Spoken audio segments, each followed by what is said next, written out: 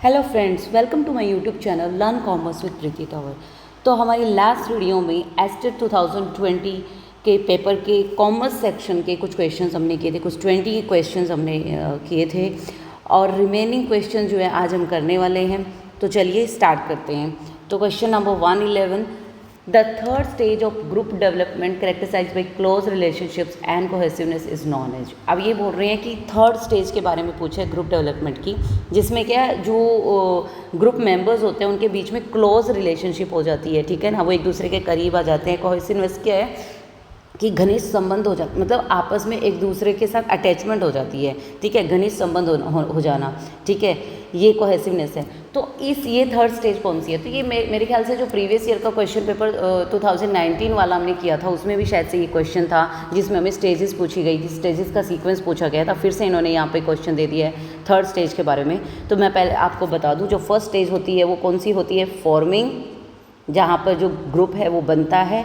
फिर उसके बाद सेकंड स्टेज कौन सी होती है? स्टॉर्मिंग, ये फर्स्ट स्टेज यहाँ पर, ठीक है। सेकंड स्टेज कौन सी है? स्टॉर्मिंग, जहाँ पर क्या कन्फ्लिक्ट्स क्रिएट होते हैं ग्रुप के मेंबर्स के बीच में। एंड थर्ड जो स्टेज होती है वो होती है हमारी नॉर्मिंग, ये वाली थर्ड स्टेज है नॉर्मिंग, यानी कि फिर वो उन कन्फ्लिक्ट से जब ओवरकम कर जाती हैं तो वो आपस में जो ग्रुप जिस भी बात के लिए बनाया गया है तो उसकी नॉर्म्स को फॉलो करने लग जाते हैं, ठीक है। एंड फोर्थ स्टेज होती है हमारी परफॉर्मिंग, जिस भी पर्पज़ के लिए उस ग्रुप को बनाया गया, उस टीम को बनाया गया, जिस प्रोजेक्ट के लिए बनाया गया उसको परफॉर्म करते हैं। एंड लास्ट होता है एडजर्निंग, ठीक है, ये फोर्थ स्टेज। और लास्ट स्टेज है हमारी एडजर्निंग, यानी कि वो उस टीम का एंड, उस ग्रुप का एंड, और फिर वो अपने नए रोल्स की तरफ मूव कर जाते हैं जितने भी मेंबर्स होते हैं। तो ये 5 स्टेजेस हैं, हमेशा याद रखनी है, forming, storming, norming, performing and adjourning, ठीक है।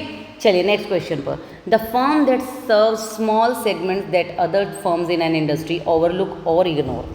अब अदर फर्म्स कौन सी होंगी? जो बिग फर्म्स हैं, बड़ी बड़ी फर्म्स हैं, अब वो इंडस्ट्री में ओवरलुक कर देती है या फिर इग्नोर कर देती है। मान लो इतना ये हमारी मार्केट है और इसमें ये फर्म और इसके पास इतना सारा हिस्सा है, तो उसके पास बहुत कुछ है, तो वो क्या करेगी? इसके ऊपर इसको या तो इग्नोर कर देगी या ओवरलुक कर देगी, ठीक है। तो जिस बड़ी फर्म्स के द्वारा जिस हिस्से को, मार्केट के जिस हिस्से को इग्नोर कर दिया जाता है, लेकिन फिर कोई दूसरी फर्म आती है, वो कहेगी कि देखो यहाँ पर कोई फोकस नहीं कर रहा, मेरे पास ये मौका है, अपॉर्चुनिटी है कि मैं इस शेयर को कवर कर सकती हूँ, मार्केट शेयर को, तो मैं यहाँ पर काम कर सकती हूँ, इस पर फोकस कर सकती हूँ। तो ये इस हिस्से को सर्व करती है, इस मार्केट सेगमेंट को सर्व करती है, एक छोटे से हिस्से को, वो क्या कहलाती है? वो कहलाती है मार्केट निके, ठीक है। इसको मार्केट निके बोलते हैं, या फिर ये एक छोटे से सेगमेंट के ऊपर ही फोकस करती है, ठीक है। ये स्मॉल सेगमेंट्स के ऊपर ही फोकस करती है हमेशा। कौन? मार्केट निके।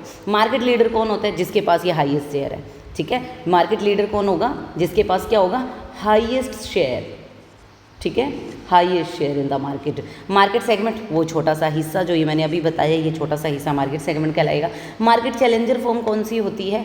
जिसके पास जो लीडर तो नहीं है, ठीक है, ये लीडर तो नहीं है, नॉट लीडर, बट ये compete करती है, लीडर्स के जो भी लीडर फर्म्स होंगी उनके साथ बहुत एग्रेसिवली compete करती है, ठीक है ना, कि बने रहने के लिए मार्केट के अंदर, अपने शेयर को और ज़्यादा बढ़ाने के लिए, ग्रोथ के लिए फुली compete करती है, इसीलिए इसको हम चैलेंजर भी बोलते हैं, मार्केट चैलेंजर, ठीक है। नेक्स्ट क्वेश्चन पर चलते हैं। Question number 113, a limited has issued 2000 equity share of ₹100 each as fully paid, पूरे फुली पेड हैं। The company has earned a profit of ₹20,000 after tax. The market price of this share is ₹160 per share, ठीक है। तो market price क्या है? 160 per share. On this share dividend has been paid, 8 रुपये से पे किया हुआ है उन्होंने dividend. Find out the cost of equity capital using earning yield capital, earning yield method, sorry. अब हमें कॉस्ट ऑफ इक्विटी कैपिटल निकालना है, KE, जिससे हम ऐसे डिनोट करते हैं, ऐसे करके, ठीक है। और वो कौन सा मेथड यहाँ पर यूज़ करना है? Earning yield method. तो अगर हम अर्निंग यील्ड मेथड यूज़ करेंगे तो उसे KE निकालने का जो फॉर्मूला है वो क्या फॉर्मूला होगा? सबसे पहले तो ये देख लेते हैं कि कॉस्ट ऑफ फॉर्मूला, तो इसका फॉर्मूला है earning per share divide by market price multiply by 100, ये हमारा फॉर्मूला है, ये याद रखना है। अर्निंग यील्ड मेथड से अगर हमें कॉस्ट ऑफ कैपिटल निकालना है तो ये फॉर्मूला है। आप देख लें, इसके अंदर पुटअप कर लेते हैं क्या क्या चीज़ें हमें गिवन है। अर्निंग पर शेयर फिलहाल हमें नहीं पता है, एज इट इज़ लिखेंगे। मार्केट शेयर हमें पता है 160 है, मल्टीप्लाई बाय 100, ठीक है। तो अब जब तक ये वैल्यू हमारे पास नहीं आएगी, ये हमें पता नहीं है, तब तक ये कॉस्ट ऑफ कैपिटल नहीं निकलेगा। तो सबसे पहले अब इसी को ही निकाल लेते हैं। अर्निंग पर शेयर कैसे निकलेगा? अर्निंग पर शेयर निकालने के लिए भी एक फॉर्मूला है, क्या आ जाएगा यहाँ पर?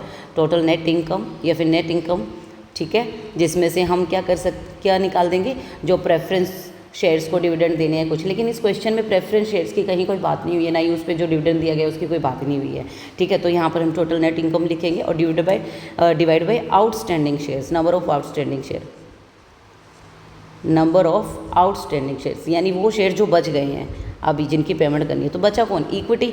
अगर प्रेफरेंस होता तब हम आउटस्टैंडिंग शेयर क्या बोलते कि प्रेफरेंस वाले को तो दे दिया, बचा कौन है, इक्विटी वाले बच गए। लेकिन इस क्वेश्चन में प्रेफरेंस वालों की कोई बात ही नहीं है, तो जितने भी हमारे इक्विटी शेयर्स हैं वो टोटल यहाँ पर आ जाएंगे। अब यहाँ पर लिख लीजिए, अब इन्होंने क्वेश्चन के अंदर बताया कि 20,000 रुपये का जो है प्रॉफिट हुआ है वो अभी टैक्स देने के बाद ही, ठीक है। तो हमारी इनकम क्या है यहाँ पर 20,000, क्योंकि हम उसमें सब कुछ लेस कर चुके हैं ऑलरेडी, ठीक है। तो कुछ भी अभी बाकी नहीं, अब ये जो बचा है वो इक्विटी वालों के लिए बचा है।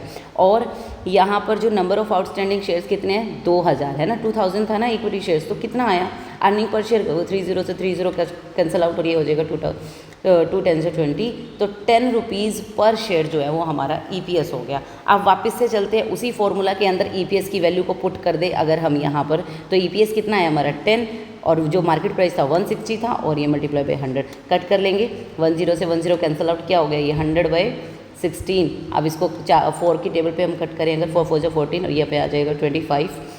अब इसको अगर आप और ज़्यादा डिवाइड कर लोगे तो क्या आएगा, 4 6 25 पॉइंट लग जाएगा, 4 2 10, 2 बच जाएगा, 4 5 20। तो ये हमारा आंसर क्या आ जाएगा, ये वाला आंसर आ जाएगा, यानी option number 1 will be our right answer. तो कितना 6.25% जो है इसका आंसर होगा। तो आपने फॉर्मूलाज का जो है मेन फोकस यहाँ पर किस चीज़ के ऊपर करना है, फॉर्मूलाज के ऊपर फोकस करना है कि कॉस्ट ऑफ इक्विटी का क्या फॉर्मूला है, और फिर आगे अगर अर्निंग पर शेयर निकालना है तो उसका क्या फॉर्मूला है, ठीक है। ये 2 फॉर्मूलों के ऊपर ही पूरा का पूरा क्वेश्चन जो है बेस्ड। चलिए नेक्स्ट क्वेश्चन पे चलते हैं। Which one of the following is a quantitative technique of decision making. अब जो अब डिसीजन मेकिंग क्या होता है, ठीक है, कि किसी भी कोई भी बिजनेस प्रॉब्लम अगर आपके पास आई है तो आप उसको पूरा एनालाइज करोगे, प्रॉब्लम को जानोगे और फिर उसके बारे में डिसीजन लोगे, ठीक है। तो फिर वो डिसीजन मेकिंग के लिए हम 2 तरह की टेक्निक जो है वो यूज़ करते हैं, ठीक है, डिसीजन मेकिंग। अब सबसे पहले कोई बिज़नेस में प्रॉब्लम आएगी, ठीक है, बिज़नेस प्रॉब्लम ऐसे शॉर्टकट में लिख रही हूँ मैं, ठीक है। तो हमारे पास हम उसको एनालाइज करेंगे तो 2 तरीक़ों से करेंगे, एक तो क्वांटिटेटिव तरीके से, ठीक है, ये मैं ऐसे लिख रही हूँ यहाँ पे, 1 मिनट पूरा ही कर देती हूँ उसको, क्या पता किसी को समझ ना आए। चलिए, एक तो है क्वांटिटेटिव और दूसरा है क्वालिटेटिव, ठीक है। क्वांटिटेटिव क्या होगा, जिसके अंदर हम न्यूमेरिकल डाटा यूज़ करेंगे, है ना, न्यूमेरिकल डाटा यूज़ करके जिसको हम निकालेंगे, या फिर मैथमेटिकल जो भी मॉडल्स हैं, फॉर्मूलाज हैं, ठीक है, उनको यूज़ करेंगे, है ना। तो ये इस तरीके से जो भी टेक्निक्स होंगी जहाँ पर इन दोनों चीज़ों का यूज़ होगा वो हमारी क्वांटिटेटिव टेक्निक्स हो गई, या उस तरीके से एनालाइज हो गया। और जो क्वालिटेटिव होगा यहाँ पर क्या किया जाएगा, सब्जेक्टिव तरीके से, ठीक है ना, जैसे एक्सपर्ट का क्या ओपिनियन है इसके बारे में जो भी हम जानना चाहते हैं, है ना, और या फिर जो भी हमारी जो सब्जेक्टिव फीलिंग वो जो चीज़ें हैं वो क्या कहती हैं, है ना, सब्जेक्टिविटी क्या है उस चीज़ की, ठीक है। तो ये सारी चीज़ें जानकर हम क्या करेंगे, ये क्वालिटेटिव टेक्निक्स जो हो गई यहाँ पर डिसीजन मेकिंग करने की वो हो गई, ठीक है। ये आप लोगों को समझ में आया, ठीक है। और फिर हमने जब दोनों इन दोनों की तरीके से जब हमने एनालाइज कर लिया तो हमारी प्रॉब्लम क्लियर हो गई, तो हम यहाँ पर क्या करेंगे, डिसीजन मेकिंग। अब बात यह है कि क्वांटिटेटिव कौन सी और क्वालिटेटिव कौन सी है, हमें ये तो समझ में आ गया ना। क्वांटिटेटिव में क्या होगा, न्यूमेरिकल डाटा, मैथमेटिकल चीज़ें होंगी, और क्वालिटेटिव में क्या होगा, जैसे हमने इंटरव्यू लिया किसी का, कोई सर्वे किया है, कि एक्सपर्ट का ओपिनियन लिया है, इस तरह की चीज़ें होंगी, ठीक है। एक बार इनको क्लियर करते हैं और फिर आगे इस क्वेश्चन को पूरा समझते हैं क्या है कि कौन सी है इसमें से। तो चलिए, ब्रेनस्टॉर्मिंग हमें कौन सा पूछे कि क्वांटिटेटिव कौन सी है इसमें से। ब्रेनस्टॉर्मिंग जो है कि हम कहते हैं ना कि ब्रेन वॉश कर दिया, ब्रेन वॉश कर दिया क्या, वहाँ पे कोई मैथमेटिकल फॉर्मूला लग रहा, कोई न्यूमेरिकल डाटा की बात नहीं हो रही, वो क्या है, ये भी क्वालिटेटिव है, ठीक है ना, क्वालिटी वाला मेथड है ये, ठीक है। डेल्फी टेक्निक ये भी क्वालिटेटिव है, ठीक है। और कॉन्सेप्ट मैपिंग ये भी माइंड मैपिंग की तरह बात हो रही है, ये भी क्वालिटेटिव है, ठीक है। लेकिन जो डिसीजन ट्री है ये कौन सा है, क्वांटिटेटिव, जो हमें पूछा गया ये कौन सा है, क्वांटिटेटिव टेक्निक, ठीक है, तो हमें ये ध्यान देना है। क्वांटिटेटिव टेक्निक में और कौन कौन से आपके पास आ जाएंगे मैं आपको बता दूं। क्वांटिटेटिव टेक्निक के अंदर आपके पास आ जाएंगे जैसे कि लीनियर प्रोग्रामिंग, आपने 11th-12th में आपने किया होगा, मैथ्स में भी आता है। फिर मैथमेटिकल प्रोग्रामिंग होती है, कॉस्ट बेनिफिट एनालिसिस, उसके अंदर आप कुछ फॉर्मूलाज का यूज़ करते हो प्रोबेबिलिटी के द्वारा, है ना, उसके द्वारा जब हम डिसीजन मेकिंग करते हैं तो प्रोबेबिलिटी में भी आप मैथमेटिकल फार्मूलाज का यूज़ करते हैं। सिमुलेशन हो गया, है ना, रियल वर्ल्ड की तरह सिचुएशंस को क्रिएट करके क्वेइंग करना, या फिर नेटवर्क टेक्निक का यूज़ करना, ये सारी हमारी क्वांटिटेटिव टेक्निक्स हैं। और अगर मैं क्वालिटेटिव टेक्निक की बात करूँ तो यहाँ पे 3 तो हमारे पास ही दिए, brainstorming, Delphi technique, conscience mapping, ठीक है, नॉमिनल ग्रुप टेक्निक, फिर सर्वे कर लिया हमने, इंटरव्यू ले लिया किसी का, या फिर कोई फोकस ग्रुप बना दिया किसी पर्टिकुलर जो भी चीज़ जिसके बारे में हम नॉलेज गेन करना चाहते हैं उसके बारे में। तो ये इस तरह की जो टेक्निक्स है वो सारी क्या है, क्वालिटेटिव टेक्निक्स है। ठीक है, आई होप ये आपको क्वेश्चन क्लियर हो गया होगा। चलिए नेक्स्ट क्वेश्चन को, firms whose future earnings are likely to withstand on economic downturn, यानी इकोनॉमिक डाउनटर्न क्या है कि जब आर्थिक मंदी चल रही है, बिल्कुल ठीक है, क्या इसको हम हिंदी में भी लिख सकते हैं, जब बहुत ज़्यादा आर्थिक मंदी का दौर है, ठीक है, तो वहाँ पर जब आर्थिक मंदी आती है तो जो जितनी भी बिजनेस ऑर्गेनाइजेशंस भी हैं, फर्म्स हैं, कंपनीज़ हैं, उनको भी क्या होता है, जो नॉर्मल एक कंपनी की मैं बात कर रही हूँ उनको भी बहुत नुकसान होता है, उनकी अर्निंग भी क्या होती है, स्टेबल नहीं रहती। लेकिन ये उन फर्म्स की बात कर रहे हैं यहाँ पर जब आर्थिक मंदी के दौरान भी जिनकी फ्यूचर अर्निंग है वो क्या विद स्टैंड रहती है। विद स्टैंड का मतलब क्या है, यहाँ पर कहीं ना कहीं स्टेबल रहती है, कि कुछ खासा फ़र्क उनको पड़ता नहीं है, स्टेबल रहती है। ठीक है, तो कौन सी कंपनी रहती है, तो कौन सी कंपनी रहती है, वो होती है डिफेंसिव कंपनी, जो किसी भी ऐसी सिचुएशन में डिफेंस जानती है, डिफेंसिव कंपनी। अच्छा, ऐसी कोई सिचुएशन चल रही है, जैसे हमने अब हमारे सामने एक बहुत बड़ा एग्जाम्पल आ चुका है, जैसे पेंडेमिक आया था पीछे, कोरोना, ठीक है, तो कोरोना में कौन सब बिजनेस जो है वो बंद हो गए थे, क्योंकि बिल्कुल प्रॉपर लॉकडाउन लग गया था, है ना, हमने कितनी सारी चीज़ें सुनी, लेकिन एक कुछ चीज़ें थी जो चल रही थी, जैसे कि करियाना शॉप्स, ठीक है, जहाँ पे आपको रॉ मटेरियल मिल रहा था, जहाँ फूड रिलेटेड चीज़ें होती थी, क्योंकि वो क्या है, लोगों की बेसिक नीड्स है जिनको कोई भी पर्सन क्या है डिनाई नहीं कर सकता। तो इस तरह के प्रोडक्ट्स जो है ये सेल करते रहेंगी तो उनकी अर्निंग जो है वो स्टेबल बनी रहेगी। ठीक है, तो ये डिफेंसिव कंपनी। डेफर्ड कंपनी क्या होती है, जैसे जिनके कोई इनकम या रिवेन्यू जो है वो आता रहता है लगातार, ठीक है, जैसे कि डेफर्ड रिवेन्यू, डेफर्ड टैक्स होता है जैसे, है ना, और कोई डेफर्ड पेमेंट्स जैसे हम करती है, जो हो तो पहले जाती है फिर वो बाद में एक तरह से लायबिलिटी की तरह रहती है। ठीक है, इस तरह की इंडिपेंडेंट कंपनी जो किसी की ना तो सब्सिडरी कंपनी है ना कोई दूसरी कंपनी उसको कंट्रोल कर सकती है, कुछ भी नहीं है। ठीक है, तो ये नॉर्मल सी टर्म्स। एक डिफ्यूज कंपनी हो सकती है जिसने एक रेंज ऑफ प्रोडक्ट्स यहाँ पे, यानी कि रेंज ऑफ प्रोडक्ट्स कह लीजिए आप, या फिर रेंज ऑफ एक्टिविटीज़ कह लीजिए, कि वो कंपनी ना इतने सारे काम करती है ना कि जो उसका कोर एक्टिविटी है या फिर कोर प्रोडक्ट है या कुछ भी है उसका पता लगाना ना वो कन्फ्यूज़न में होता है बहुत, उसका पता आप लगा नहीं पाते हो, तो वो बहुत कन्फ्यूज़न वाली सिचुएशन रहती है। That is called, this is called diffused company. ठीक है, कन्फ्यूज़न में रहते हैं। ठीक है, तो हमारा आंसर था डिफेंसिव कंपनी। चलते हैं नेक्स्ट क्वेश्चन पर। A citizen of one country working in another country, किसी एक कंट्री, जैसे इंडिया का सिटीजन है कोई और वो ऑस्ट्रेलिया में जाके काम कर रहा है, तो हम उसको क्या कहेंगे, उसको कहेंगे हम एक्सपेट्रिएट। ठीक है, उसको क्या कहेंगे हम, एक्सपेट्रिएट। ठीक है, बाकी ये सारी नॉर्मल चीज़ें हैं, कॉमर्स रिलेटेड टर्म नहीं है। नेक्स्ट चलते हैं, the number of units produced and sold at which the companies net income is zero. अब ये कह रहे हैं कि ऐसी number of unit produce and sold at which the companies net income, यानी कौन से पॉइंट पे हम जो है कंपनी की जो भी प्रोडक्शन है उसको सेल कर रहे हैं जिस पे जो नेट इनकम है, इनकम जो है हमारी वो क्या हो रही है, ज़ीरो आ रही है। अगर कोई भी इनकम ज़ीरो है यानी हमें ना तो फ़ायदा हो रहा है, ज़ीरो कब होती है, ना तो प्रॉफिट हुआ, ठीक है, और ना ही लॉस भी तो नहीं हो रहा। मेन चीज़ ये हमारी, ये ध्यान में रखना, जब कोई चीज़ जीरो है, न्यूट्रल है, इसका मतलब तो ना तो प्रॉफिट है ना लॉस है। और जहाँ पर जिस सिचुएशन में किसी भी फॉर्म में नो प्रॉफिट और नो लॉस वाली सिचुएशन हो उसको हम क्या कहते हैं, break even point, break even point यानी BEP। ठीक है, ये हमारे पास, हम ये ग्रेजुएशन में चैप्टर्स पढ़ चुके हैं BEP के ऊपर, काफ़ी डीपली हमने इसको पढ़ा है, BEP को कैसे निकालते हैं, है ना, वो सब चीज़ें। तो ये BEP है जिसपे नो प्रॉफिट नो लॉस रहता है। चलते हैं next question, the error of rejecting a true null hypothesis. अब हाइपोथेसिस है, हाइपोथेसिस क्या है कि अपने एक अजम्पशंस क्रिएट करना। ठीक है, अब वो ट्रू है वो अजम्पशन, नल है ना, नल हाइपोथेसिस, लेकिन आपने उसको रिजेक्ट कर दिया, तो आपने कौन सी गलती कर दी है। तो मैं यहाँ पे ना आपको एक एग्जांपल लेके समझाती हूँ। ठीक है, जैसे हम क्या आज की दुनिया में हम क्या कहते हैं कि सच्चे इंसान की किसी को कदर नहीं होती, है ना, तो हम क्या करते हैं, जैसे जो सच्चा होता है सच्चा उसकी हम क्या करते हैं, कदर नहीं करते, उसको रिजेक्ट कर देते हैं। और जो झूठा होगा, ठीक है, जो झूठा होगा, जो मक्कार होगा, उसके हम पीछे पीछे भागते हैं, ठीक है। तो यहाँ से आपने बस इस चीज़ को याद रखना है कि कैसे आप इनको एरर को याद रखोगे अपने माइंड में। सच्चे इंसान की कदर नहीं होती, झूठे इंसान के पीछे सब भागते हैं। ये आजकल के ज़माने का जो रूल हम देख रहे हैं। तो सच्चा यानी कि जहाँ पर ट्रू नल हाइपोथेसिस है उसको हम क्या कर देंगे, रिजेक्ट कर देंगे।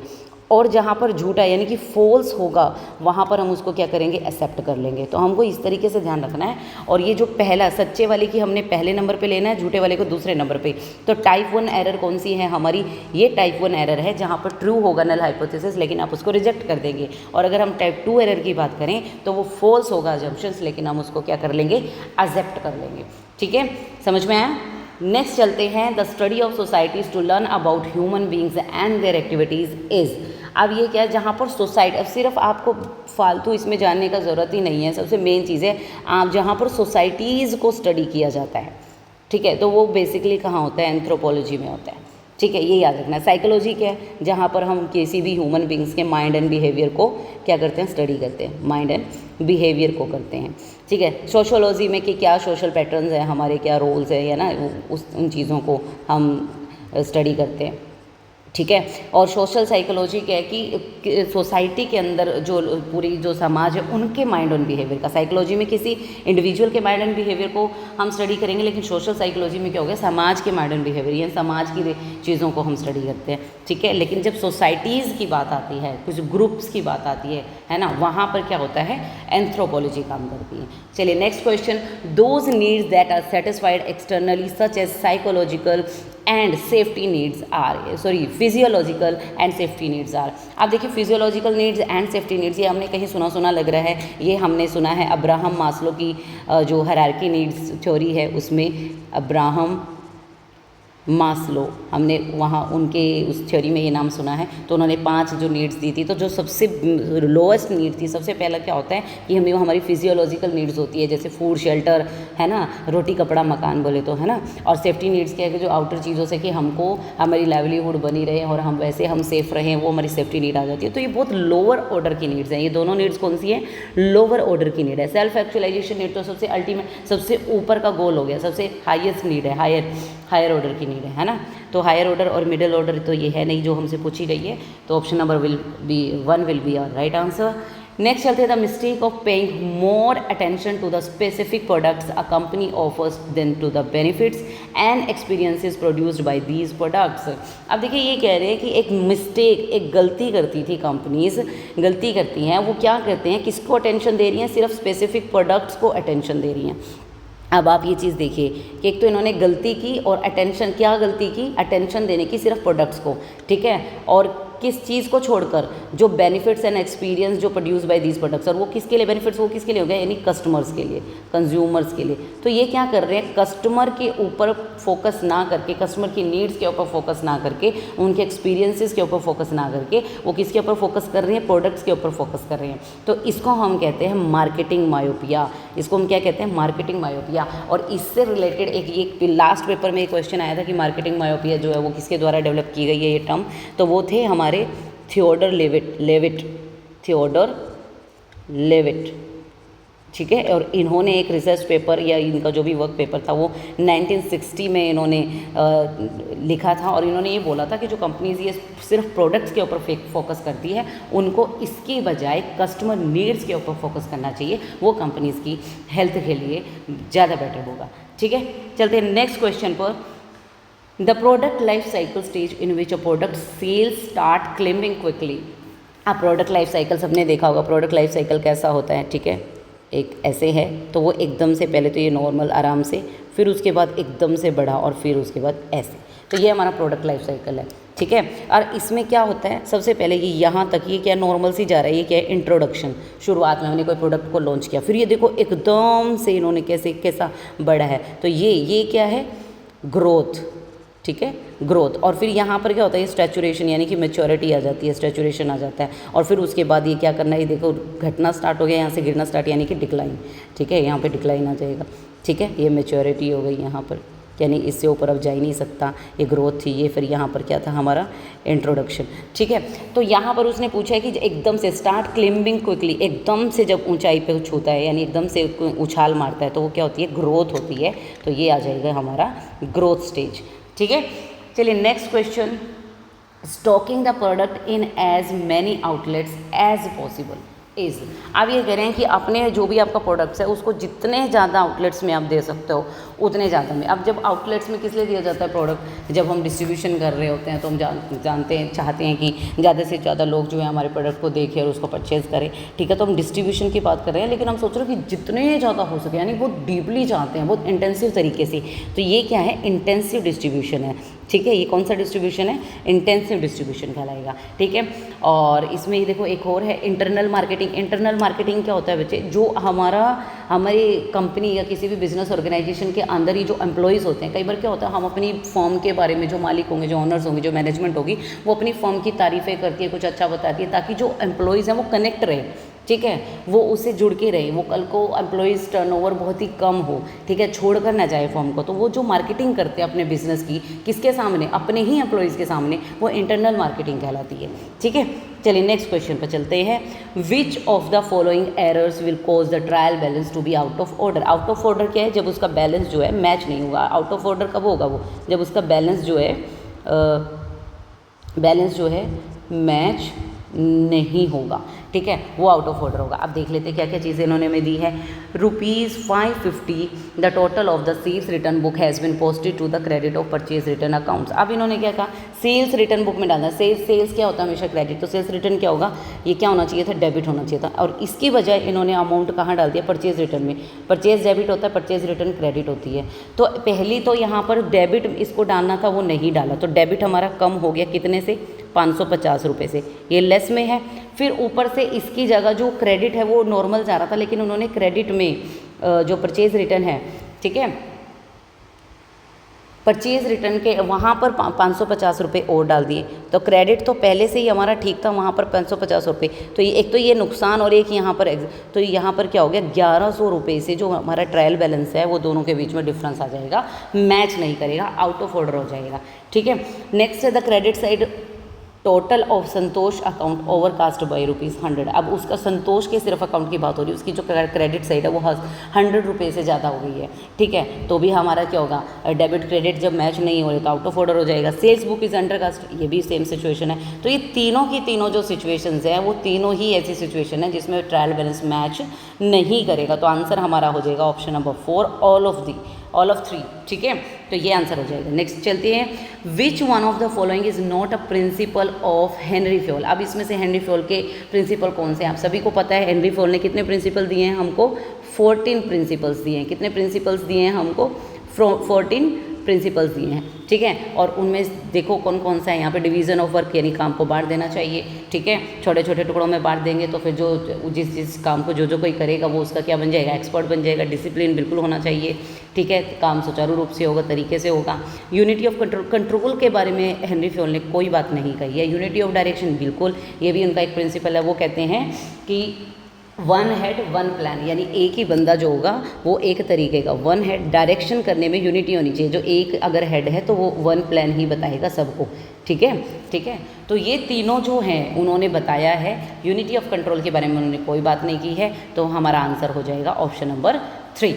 नेक्स्ट चलते हैं, question number 126, A and B are sharing profits in the ratio of 3:2. They admit C as a new partner with 1/5 share in the profits which he gets equally from। अभी admission of partner का question आ गया last paper में, 2019 वाले में retirement में से question उन्होंने डाला हुआ था। अब यहाँ पे देख लेते हैं, बिल्कुल सिंपल सा क्वेश्चन है। अब इन्होंने कहा कि जी A और B तो है, उनका शेयर है 3:2। ठीक है, C आया, उसको चाहिए, C का शेयर कितना, 1/5। ठीक है, और वो कह रहा है कि मैं अपने शेयर को भाई बराबर लूँगा, किससे, ए से भी और बी से भी, आधा ले लूँगा। जैसे सी को ए और बी से 20 रुपये लेने हैं, वो तो कह रहा है मैं दोनों से आधा लूँगा। तो 20 रुपये कैसे लेगा वो, आधा, यानी 20 का आधा कर दो, कितना हुआ, 10। तो 10 रुपये ए से ले लेगा, 10 रुपये बी से ले लेगा, इस तरीके से होगा ना आधा। तो अभी हम भी सी के शेयर को हाफ कर देते हैं। तो सी के शेयर का हाफ कैसे होगा, जैसे 1/5 है, उसका हाफ कितना हो जाएगा, 2 से यहाँ पे वो कर देंगे इसको, अगर हम डिवाइड तो कितना हो गया, ये हो गया हमारा 1/10, ठीक है। इसका मतलब ये उसका आधा आधा हिस्सा, यानी कि 1/10 जो है वो किससे लेगा, ए से लेगा, 1/10 है वो किससे लेगा, बी से लेगा। अब चलिए कर लेते हैं। आप पहले ए और बी का जो शेयर है वो पुराने वाला क्या है, ए का शेयर कितना है 3/5। अब 3/5 में से वो सी को देना है उसने कितना 1/10, तो अभी इसका एलसीएम लेके निकाल लेंगे, हमारा 10 ही आ जाएगा। 5 2 10, 2 3 6 माइनस 10 1 1, ये आ गया हमारा 5/10।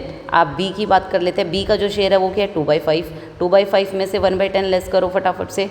चलो एलसीएम ले लेंगे। 2 2 5 2 10, 2 2 4 माइनस ये आ जाएगा 1 हमारा, तो ये आ गया 3/10, ठीक है। तो ये न्यू शेयर आ गए, ये ए का न्यू शेयर आ गया, ये बी का न्यू शेयर आ गया, और सी का तो हमको पता ही था क्या था, सी का 1/5, ठीक है। तो जब हम इनको रखेंगे तो अगर सामने हम इस तरीके से रखेंगे यहाँ पर, तो हमारा रेशो क्या हो जाएगा 5। ऐसे रख के देख लेते हैं हम इनको, 5/10, 3/10 एंड 1/5। अब यहाँ पर भी क्योंकि ये सिमिलर नहीं है तो एलसीएम लेके इनको इक्वल कर लेंगे, तो ये तो यही आ जाएगा 5 3, और ये 5 2 10, 2 1 2, तो ये बन गया हमारा रेशो 5 3 2, ठीक है। थोड़ा स्पीड में समझा रही हूँ, लेकिन ध्यान से समझोगे समझ में आएगा। तो ऑप्शन नंबर 2 जो है वो हमारा राइट आंसर हो जाएगा। बिल्कुल ये बेसिक से क्वेश्चन है, ये तो हमने जब अकाउंटेंसी को सीखा है ना, ये वहाँ पे हमने बिल्कुल स्टार्टिंग में सीख लिया है, ठीक है। तो चलिए नेक्स्ट क्वेश्चन पर चलते हैं।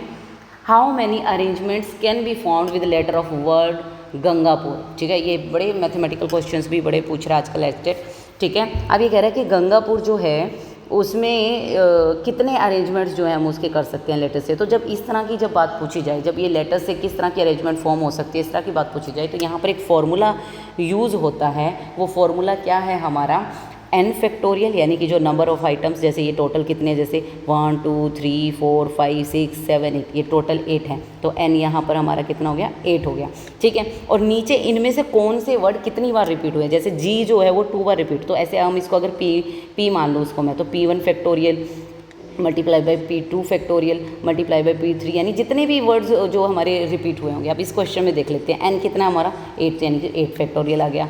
आप देखो कि कौन कौन से वर्ड जो है यहाँ पर रिपीट हुए हैं, आप इसको चेक कर लेते हैं, 1 मिनट। कौन कौन से वर्ड जो है रिपीट हुए हैं, जी रिपीट हुआ है 2 बार, तो इसकी फ्रिक्वेंसी क्या हो गई 2, तो 2 फैक्टोरियल हो गया। अब और कौन सा वर्ड जो लेटर जो है वो रिपीट हुआ है, ए रिपीट हुआ है, ठीक है। ये भी कितनी बार रिपीट हुआ है 2, तो इसकी भी फ्रिक्वेंसी क्या है 2, तो 2 फैक्टोरियल हो जाएगा। और बाकी एन पी यू आर ये रिपीट हुए ही नहीं है, तो ये इसमें नहीं आएंगे। तो ये हो गया हमारा आंसर। इसको खोल लेंगे एक बार के लिए फटाफट से, 8 7 6 5 4, ठीक है, 3 2 1। यहाँ पे नीचे वाले को खोल देंगे तो 2 × 1 2 × 1 यही हो जाएगा। तो 2 से आप क्या कर जाइए, 4 कट गया, हमारा कैंसिल आउट हो गया। बाकी ये 8 7 जा 56 मल्टीप्लाई बाई ये बाकी पीछे वाले को कर लेंगे हम, 3 2 जा 6 6 5 जा 30 36 जा 180, तो ये हमारा ये हो गया। अब मोटा मोटा ये आ गया, इसको जब हम आगे मल्टीप्लाई करेंगे तो हमारा आंसर आ जाएगा 10080। तो देख लीजिए कहाँ पर है ये ऑप्शन, तो ऑप्शन नंबर 1 जो है हमारा राइट आंसर हो जाएगा 10080, ठीक है। तो ये हमारा आंसर आ जाएगा। इस तरीके से इस क्वेश्चन को आप करेंगे। नेक्स्ट क्वेश्चन पर चलते हैं। At the time of retirement of a bill the acceptors debits. अब देखिए, जब रिटायरमेंट, सबसे पहले तो ये देख लेते हैं कि रिटायरमेंट ऑफ बिल क्या होता है। रिटायरमेंट बिल को रिटायरमेंट करने का क्या मतलब ही क्या है। रिटायरमेंट ऑफ बिल का मतलब है जब जिसको पैसे देने हैं वो समय से पहले पैसे दे दे, यानी कि पेमेंट जो है वो समय से पहले पेमेंट हो जाए, समय से पहले बिल की, यानी बिल पे कर दे, ठीक है। तो उसको कहते हैं हम रिटायरमेंट ऑफ अ बिल। ये समझ में आ गया। अब इसमें क्या होता है, इसकी अगर जब हम रिटायरमेंट ऑफ बिल की बात करते हैं तो एक्सेप्टर, जैसे मैं यहाँ पर 1-2 आपको लेके समझा दूँ कि जैसे एक्स जो है वो सेलर है, ठीक है, यानी कि जिसने बिल ड्रॉ किया है, और जो वाई है वो है एक्सेप्टर, ठीक है, यानी जिसने खरीदा है, तो बिल की पेमेंट कौन करेगा, वाई करेगा, ठीक है, ये एक्सेप्टर है। तो अब इन्होंने एक्सेप्टर के अकाउंट्स में पूछा है, ठीक है ना, क्योंकि एक्सेप्टर डेबिट कर रहा है, तो इसके खाते में जब वो रिटायरमेंट करेगा, बिल की पेमेंट करेगा, तो क्या एंट्री होगी, तो इसके खाते में एंट्री होती है बीपी अकाउंट डेबिट टू जिसको भी इसको पेमेंट करनी है, तो यहाँ किसको पेमेंट कर रही है मान लो x को, तो 2x हो जाएगा। अब क्योंकि नाम के पीछे हम अकाउंट नहीं लगाते तो ये एंट्री यहाँ पर रहेगी। तो इन्होंने सिर्फ डेबिट वाला पूछा है हमसे कि किसको डेबिट करेगा, तो डेबिट करेगा वो BP यानी कि बिल पेबल अकाउंट। तो क्या आंसर आ जाएगा ऑप्शन नंबर 1। ठीक है। अच्छा, कई बच्चे क्या है इसमें कन्फ्यूज़ हो सकते हैं कि डिस्काउंट अकाउंट भी दिया हुआ है, इस तरह की चीज़ें क्यों हम उनको क्यों नहीं कर रहे हैं। तो बच्चे क्वेश्चन उन्होंने स्टेटमेंट में बोला ही नहीं कि रिटायरमेंट के टाइम पर बिल। वैसे कई बार होता है यहाँ पर डिस्काउंट वर्ड पहली बात यूज़ ही नहीं होता। जब हम बिल को रिटायर कराते हैं, समय से पहले उसकी पेमेंट करते हो, तो हमको कि भी समय से पहला पैसा मिल गया, तो उसके चक्कर में हमको कई बार सेलर जो है कुछ रिबेट दे देता है, कुछ छूट दे देते हैं। तो होता तो यहाँ पे रिबेट होता, और वो भी हम तब डालते हैं एंट्री के अंदर जब वो स्टेटमेंट के अंदर मेंशन होता। तो वो इन्होंने मेंशन ही नहीं किया, इन्होंने सिंपल रिटायरमेंट ऑफ बिल की बात की है, तो उसकी सिंपल एंट्री BP2X ही होगी अगर हम X एंड Y का केस लेते हैं। चलिए नेक्स्ट क्वेश्चन पर, a promise to pay by the accepting party at some future date. अब वो क्या कहलाएगा। अब ये क्या बोल रहा है, promise to pay by the accepting party, जिसने एक्सेप्ट किया है बिल को, वो प्रोमिस कर रहा है कि मैं आने वाली किसी फ्यूचर डेट पर जो है क्या कहते हैं पेमेंट जो है वो कर दूंगा। तो ये क्या कहलाता है, ये कहलाता है हमारा टाइम ड्राफ्ट। ठीक है। अब ये क्योंकि ये चीज़ ना बड़ी सुनी सुनी सी लग रही है, कई लोग क्या है इसमें कंफ्यूज हो सकते हैं, बोलेंगे तो जी प्रोमिसरी नोट हो सकता है। अब यहाँ पे देखो प्रोमिसरी नोट पहली बात इन्होंने ऑप्शन में दिया, इन्होंने दिया प्रोमिस नोट, पहले तो ये होता है प्रोमिसरी नोट। लेकिन फिर भी हम देख लेते हैं कि इसमें डिफरेंस क्या है। अगर हमको क्वेश्चन इस तरीके से मान लो प्रोमिसरी नोट ही दिया होता तो हम हो सकता है हम इसमें गलत आंसर करके आ जाते। प्रोमिसरी नोट के केस में क्या होता है, अगर हम प्रोमिसरी नोट की बात करें तो प्रोमिसरी नोट जो है वो किसके द्वारा ड्रॉ किया जाता है, वो एक्सेप्टर, यानी कि यहाँ पे एक्सेप्टर कौन, प्रोमिसरी नोट कौन, जो बायर है वो बनाता है इसको। बायर क्या होता है, इसका मेकर होता है या फिर ड्रॉवर होता है। ठीक है। और फिर वो ये खुद से अपने आप खुद से प्रॉमिस करता है कि जी मेरे को मैं ये इतना जो भी सम ऑफ मनी है इस टाइम पर पे कर दूंगा, खुद से ही प्रॉमिस करता है। ठीक है। इसको किसी ने कहा नहीं है प्रॉमिस करने के लिए। लेकिन जो टाइम ड्राफ्ट वाला है इसके अंदर जो इसको कौन बनाता है, इसका जो मेकर है वो कौन है, सेलर। सेलर इसको बनाता है। मेकर कौन है, इसका ड्रॉवर कौन है, सेलर। और वो इसको बायर को, ठीक है, जो ये बायर है वो इसको ऑर्डर देगा, क्या देगा, ऑर्डर देगा कि भाई इसको एक्सेप्ट कर, जो मैंने तेरे को बोला इसको एक्सेप्ट कर कि तू इतने आने वाले टाइम पर प्रॉमिस कर मुझे कि तू मेरी पेमेंट कर देगा। और फिर ये बायर जो है उसको प्रॉमिस करेगा। तो टाइम ड्राफ्ट के अंदर क्या हो रहा है, टाइम ड्राफ्ट के अंदर जो है वो सेलर के कहने पर बायर ये प्रॉमिस करता है कि मैं फ्यूचर डेट पर मैं पेमेंट करूँगा। लेकिन प्रोमिसरी नोट के अंदर उसको सेलर नहीं कहता, वो खुद से प्रॉमिस करता है। और एक ये फ़र्क है कि उस टाइम ड्राफ्ट में जो मेकर है, ड्रोवर है, वो कौन है, सेलर। और प्रोमिसरी नोट में जो मेकर है या फिर ड्रोवर है वो कौन है, बायर। ठीक है। तो ये दोनों चीज़ें हमको याद रखनी है यहाँ पर, और आंसर है हमारा टाइम ड्राफ्ट। चलिए नेक्स्ट क्वेश्चन पर चलते हैं। Calculate harmonic mean from the following data. अब इन्होंने हार्मोनिक मीन के बारे में, हमने ज्योमेट्रिक मीन, हमने बहुत अर्थमेटिक मीन किया है ना, ये सिंपल सी चीज़ है। लेकिन हार्मोनिक मीन बहुत रेयर मिलता है पूछने, तो इन्होंने पूछा है। चलिए उसकी देख लेते हैं क्या फॉर्मूला होता है। हार्मोनिक मीन का फॉर्मूला क्या है, हार्मोनिक मीन का फॉर्मूला है n बाय सम ऑफ, क्या आ जाएगा, 1/x। ठीक है। अब इसमें पुट कर लेते हैं। n का मतलब क्या है, नंबर ऑफ आइटम्स। अब कितने नंबर ऑफ आइटम्स है, 1 2 3 4, यानी कि n कितना हो गया हमारा 4। तो यहाँ ऊपर आ गया 4। ठीक है। और डिवाइड में अब ये 1/x, यानी जितने भी ये सारी चीज़ें क्या हैं, x हैं, तो इनके बारे में हम क्या लगा देंगे, इनके ऊपर 1 ऐसे ऐसे, और इनका फिर सम कर लेंगे। ठीक है। तो हम इसको क्या लिख सकते हैं, 1/10 प्लस 1/15 प्लस 1/20 प्लस 1/25। अब एलसीएम लेके इसको सॉल्व कर लो। तो जब हम इसको एलसीएम लेके सॉल्व करेंगे, ऊपर तो 4 आ रहा है, और जब हम इसका एलसीएम लेंगे, एलसीएम आ जाएगा हमारा 300। और जब हम इनको ऐड करेंगे तो ऐड करने के बाद क्या आएगा, तो ये 10 3 तो ये आ गया 30, और 15 2 20, तो ये आ गया 20, और ये आ जाएगा 15, और 25 दूनी 50, ये आ जाएगा 12।